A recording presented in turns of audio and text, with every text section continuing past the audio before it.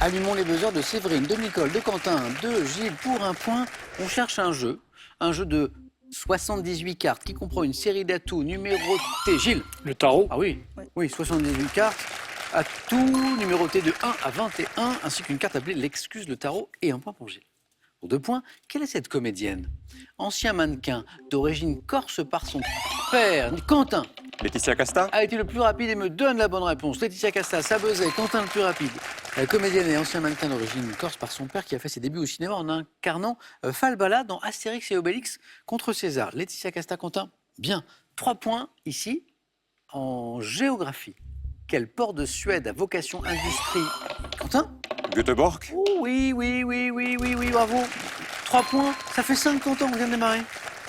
Quel port de Suède à vocation industrielle se trouve à l'embouchure du Gotha Halv Göteborg? Quentin, ça fait 5, bien joué. Mythologie grecque. Dans la mythologie grecque, quelle partie du corps le chien Cerbère possède... Nicole? La tête? Oui, possède-t-il en combien d'exemplaires? 3. Oui, en triple exemplaire. C'est parti, Nicole aussi. Compteur débloqué. La tête, qui est triple. 2022, un peu de musique. Quel guitariste, chanteur, a sorti l'album Rivalité? C'est vrai? M. Oh, bravo. Vous aimez M? Oui. Vous aimez Mathieu Chédid? Ouais. Donc ça, c'est quoi? C'est le dernier album? Oui. Oui, Rivalité. Avec une bassiste exceptionnelle. C'est vrai? Ouais. Lui-même étant un excellent guitariste. Très bon, mais alors ils font un duo, il y a une alchimie, j'invite vraiment à écouter. Ah, vous me donnez... Je sais quoi, on va écouter un extrait, je ne sais pas si c'est un extrait du dernier album. Oh oui, justement, on va écouter un extrait. 3 ans après L'être infini et 19 ans après Qui de nous deux, c'était la suite de la question. Super. Et on va écouter un extrait de Dans ta radio. C'est vrai, vous connaissez? Oui. C'est parti. Je sentais bien que mon cœur n'était plus à même de dire des mots comme je t'aime. Faut que je passe dans ta radio. Faut que je passe dans ta radio. Faut que je passe dans ta radio. Dans ma voix tu scannes les moindres mystères. L'excellent M. Mathieu Chédid. Eh bien, Séverine, c'est parti, 2 points. Bravo. Et 2 points pour Séverine. Donc, encore une question à 3 points. Comme pour le Göteborg de Quentin tout à l'heure. Quelle pièce de théâtre de René de Obaldia, créée en 1965, porte un titre évoquant un arbre d'Amérique du Nord? Et Gilles, prends la main. Non, Et Quentin? Le séquoia. Non. Et Nicole? C'est dans les branches du sassafras. Séverine? Sycomore. Non.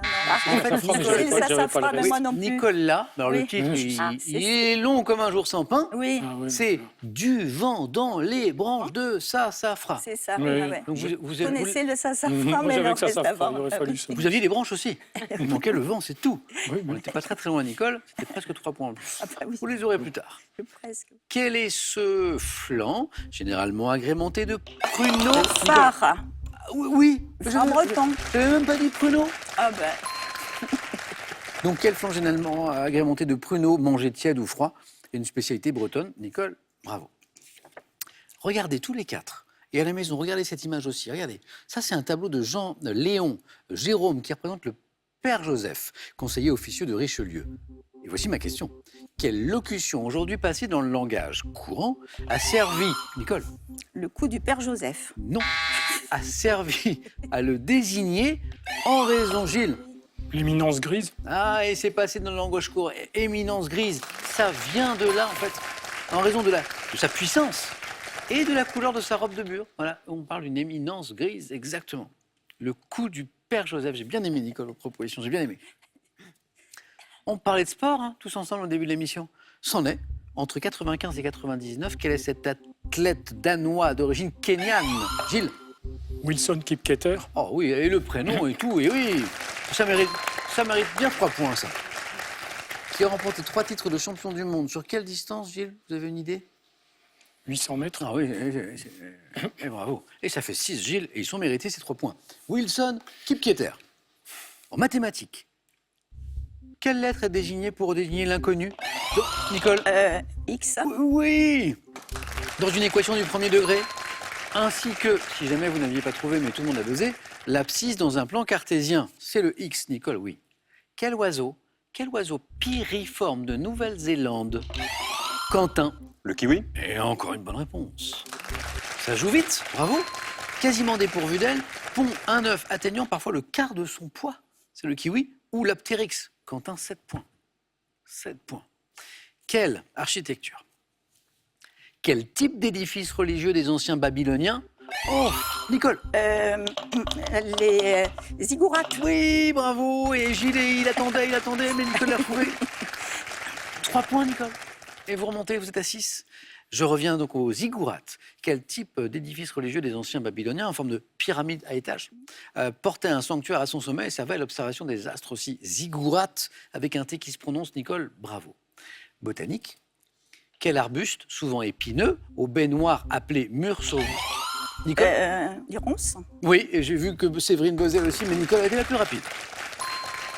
Au baie noir appelé mur sauvage, dont le nom est issu du latin rumex, qui envahit facilement les jardins. Ronces, Nicole, oui.